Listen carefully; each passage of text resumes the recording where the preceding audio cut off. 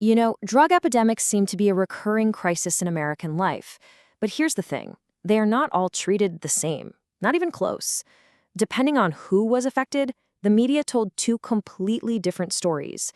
And those stories, they had literal life or death consequences. Okay, just look at this. It's like night and day, right? In the 1970s, the conversation was all about junkies on the street. Fast forward 40 years, and you've got headlines openly calling out the racial double standard. So how on earth did we get from one to the other? Why were two pretty similar public health crises talked about in such radically different ways? Well, the answer lies in this really powerful idea called media framing. It's the key to understanding this huge shift in perception. And it shows us how the stories we're told don't just report on reality, they actually help create it. So, what exactly is this framing theory? Think of it like this. The media is kind of like a film director. They choose what to shine a spotlight on, what to zoom in on, and what to leave completely in the dark. This choice doesn't just change what topic we're thinking about, it changes how we think about it.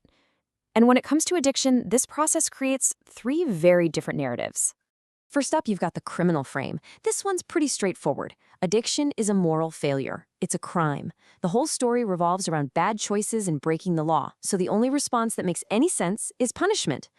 Then you have the victim frame, which totally flips the script. In this version of the story, addiction isn't some personal choice. It's something that happens to people. The blame suddenly shifts away from the individual and points towards bigger forces, like corporate greed or a failing healthcare system. And the response it asks for? Sympathy. And finally, there's the public health frame. This one treats addiction like a disease, plain and simple, no different than diabetes or heart disease. It calls for compassion, for medical help, and for community support. So that brings us to the real question: which frame gets used and for whom? All right, let's go back in time for our first case study, the heroin epidemic of the 1970s. This crisis primarily hit Black and Latino communities in big cities. And the media's choice of frame? It was overwhelming and it was very, very specific. I mean, just look at the data. It's not even close. A massive 60% of all media coverage focused on crime and law enforcement. And the public health angle, the idea that this was a disease needing treatment, it was practically invisible, making up less than 15% of the stories. The message was crystal clear. This was a war, not a health crisis. And the language they used back then wasn't subtle. Not at all. Take this quote from the New York Times. The story isn't about why people are addicted or how to help them. Nope. It's about a drug ring that's been broken by the police, and it's specifically catering to Blacks. Race and crime were basically welded together in the public's minds. So, what was the real-world impact of all this crime talk? It was devastating. By 1999, a staggering 93% of people locked up under New York's super harsh Rockefeller drug laws were Black or Latino. The media frame didn't just stay on the newspaper page, it literally built prison cells. Okay, now let's flash forward to the 21st century.